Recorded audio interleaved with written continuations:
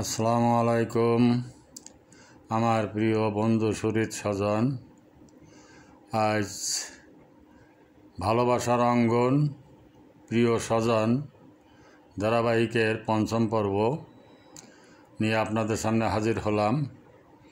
আজকের বিষয় ব্যক্তি ও পরিবার।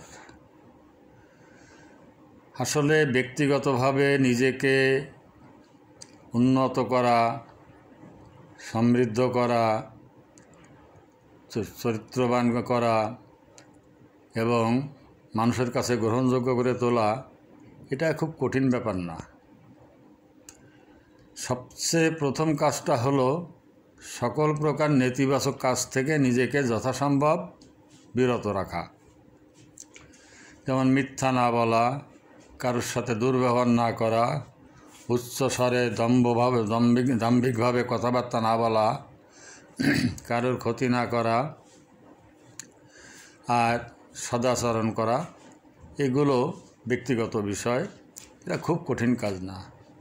আমরা সমাজ, পরিবার, শিক্ষা এই সমস্ত বিষয়ের উপরে গুরুত্ব দেই যে তাদের জন্য বা এই কারণে বিদেশি মিডিয়ার কারণে, এই অপসংস্কৃতির কারণে নষ্ট হচ্ছে, কিন্তু আসলে বিষয়টা সম্পূর্ণ তা না।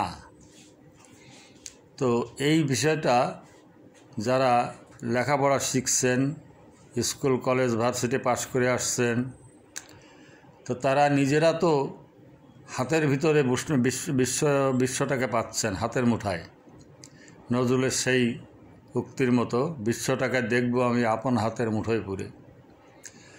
তো এখন নিজেকে নিজেই পরিবর্তন করতে পারেন, নিজেকে নিজেই গড়ে নিতে পারেন। শুধুমাত্র বিত্তবান হতে হবে, ক্ষমতাশালী, প্রভাবশালী হতে হবে, তার জন্য বৈধ অবৈধ কিছুই চিন্তা ভাবনা করব না, এটা অত্যন্ত অমানবিক এবং আত্মঘাতী আচরণ। এর কুফল নিজের এবং পরিবারের, সমাজের উপরে পড়ে এবং সমাজ এবং রাষ্ট্রের পরে যেটি নেতিবাচক প্রভাব পড়ে সেটা আবারও ঘুরে ব্যক্তি পর্যায়ে চলে আসে। তো এটার বিশ্লেষণ আপনারাও বোঝেন, জানেন। তো পৃথিবীতে সমস্ত কালচারের সাথে এখন আমরা পরিচিত হতে পারি। দ্বিতীয় বিশ্বযুদ্ধের আগ পর্যন্ত ইউরোপ ছিল এরকম অশান্ত, অরাজকতা, যুদ্ধ, বিগ্রহ, হানাহানি এবং অত্যন্ত স্বার্থপরতা। দ্বিতীয় বিশ্বযুদ্ধের পরবর্তীতে তাদের মোটামুটি আদব হয়েছে, সেখানে আর এরকম নিজেরা যুদ্ধ করে না বা তারা বেশ শালীন হয়েছে।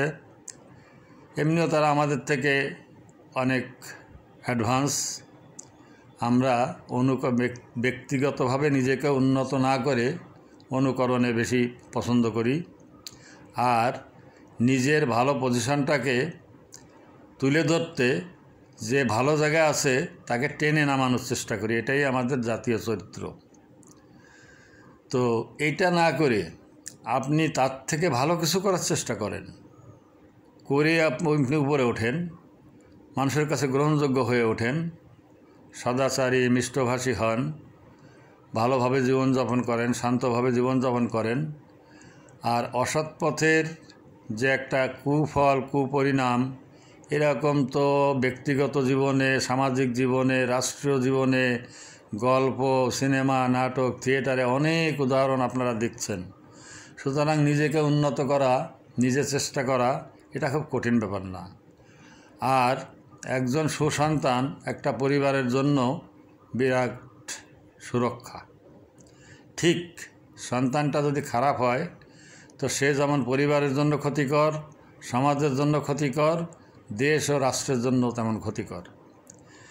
তো সেই হিসাবে পরিবারের ভূমিকাও কম নয়। বাবা মা, অভিভাবক বা পারিপার্শ্বিক যারা আছেন, তারা শৈশব থেকে সন্তানটাকে ভিতরে এমন একটা বীজ রোপণ করে দিন যেন তারা ভালো পথে চলা শেখে বা খারাপ কাজটাকে ঘৃণা করে, ভালো কাজের দিকে তারা অনুপ্রাণিত হয়। তার জন্য বড় বড় সফল মনীষীদের জীবনী পড়ান, শেখান, সে সমস্ত গল্প বলুন, ভালোভাবে চলতে শেখান, মুরব্বীদের সম্মান শ্রদ্ধা করতে শেখান। যেমন আমরা শৈশবে দেখছি আমাদের পূর্ব প্রজন্মদের, তারা যেভাবে চলতেন আমরা তাদের থেকে শিখছি। আমাদের জীবনে আমরা সেটা এখনও অ্যাপ্লাই করি। তো কিন্তু বর্তমান মানুষের লজ্জা শরম ঘৃণাও কমে গেছে। তো আমি বিশেষ করে অভিভাবকদের বলবো যে আপনার সন্তানকে আপনি নিজে লক্ষ্য করুন, নিজে গাইড দিন, আর এই অবৈধ অসভ্য বর্বরতা এইগুলোকে ঘৃণা করতে শেখান। বিশেষ করে মা বোনদের ইজ্জত করতে শেখান, মুরব্বীদের ইজ্জত করতে শেখান, সত্য পথে সঠিক পথে চলতে শেখান, শালীনতার সাথে চলতে শেখান, বা বিদেশি অপসংস্কৃতি থেকে তাদের দূরে রাখার চেষ্টা করুন। শৈশব থেকে যেভাবে গড়ে তুলবেন তারা সেইভাবে গড়ে উঠবে। তো সন্ধ্যাকাল অনেক মুরব্বীকে বলতে শুনি যে ইদানিং ছেলেমেয়েরা এত খারাপ হয়েছে যা বলার না। আসলে এদের তো দোষ না, আমাদের অভিভাবকরা আমাদের যেভাবে গাইড দিতেন, শাসন করতেন, ভালো পথ দেখাতেন, আমরা সেগুলো দেখাচ্ছি না, আমরা সেগুলো করতেছি না। আমরা সামাজিক বন্ধনটাকে ছিঁড়ে দিছি, পারিবারিক বন্ধনটাকে ছিঁড়ে দিছি।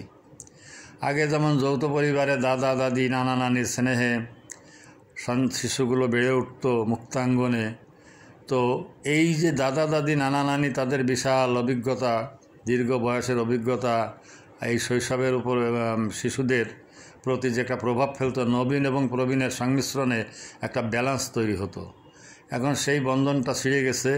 বরং ইদানিং অনেক গার্জিয়ান দাদা দাদি নানা নানিরকে ঘৃণা করতে শেখায়, চাচা এবং প্রতিবেশীদের ঘৃণা করতে শেখায়।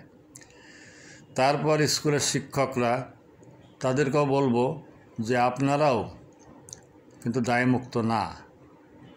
এই সালাম আদাব শিক্ষা দেওয়া, ভালোভাবে চলা, শুধু পাঠ্য বই গাইড পড়াইয়ে, প্রাইভেট পড়াইয়ে অর্থ ইনকাম করবেন, সেই দিকে ছুটবেন, পয়সাটাকে হালাল করে খাওয়ার চেষ্টা করেন। হ্যাঁ, শিক্ষকদের আমাদের সমাজে পারিশ্রমিকের তুলনায় বেতন অনেক কম, পারিশ্রমিক তাদের মজুরি কম। তারপরেও তো আপনারা দায়িত্ব নিছেন, জেনে শুনে আসছেন কত পাবেন, কি করবেন। তো সবাই মেধাবী ছাত্রছাত্রী না, তা সবাই একরকম হয় না।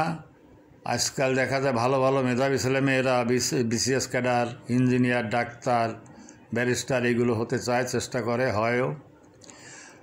আর যারা দেখা যাচ্ছে যে সরকারি কোনো ভালো চাকরি পেল না বা এই করলো না, তারা এই শিক্ষকতার লাইনে যায়। সব শিক্ষকের কথা আমি বলছি না, অধিকাংশ। আচ্ছা ঠিক আছে, আপনারা সুযোগ ছিল না পারিবারিক, অথবা মেধাবী তেমন ছিলেন না, কিন্তু একই বই যুগের পর যুগ পড়াচ্ছেন। সে বইগুলোকে নিজেদের উন্নত করার চেষ্টা করেন, চারিত্রিকভাবে নিজেদের উন্নত করার চেষ্টা করেন। বাবা মার প্রতি আপনাদের পরে আপনাদেরই অনুকরণ করবে ছাত্রছাত্রীরা। আমরা তো আমাদের শিক্ষকদের কখনো অসম্মান করিনি, কেন আমার সন্তান তাদের শিক্ষকদের অসম্মান করবে? আমিও এক স্কুল ম্যানেজিং কমিটির দায়িত্ব পালন করছি অনেক সময়। একদিন দেখি এক মহিলা মাজায় কাপড় বেঁধে সাই করে স্কুলের দিকে যাচ্ছেন। আমিও ঠিক ওই মুহূর্তে ফিরে আসতেছি। এলাকায় একটা প্রভাবশালী পরিবারের প্রথম সন্তান হিসেবে একটা প্রভাবও ছিল। সে মহিলাও সম্পর্কে প্রতিবেশী বোন হয়, আমাকে খুব সম্মান শ্রদ্ধা এবং ভয় করে।